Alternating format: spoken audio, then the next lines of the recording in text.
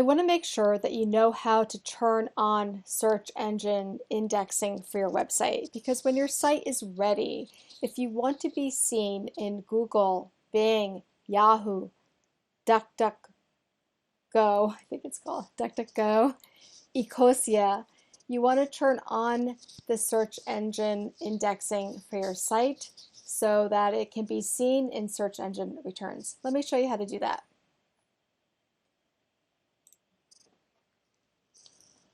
When you're logged into your website and you're in the admin area, just navigate in the left to Settings, Reading.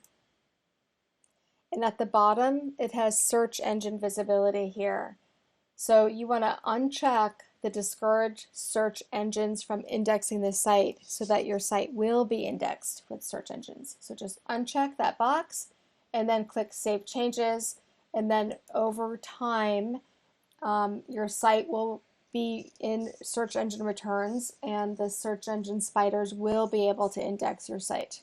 That's all there's to it.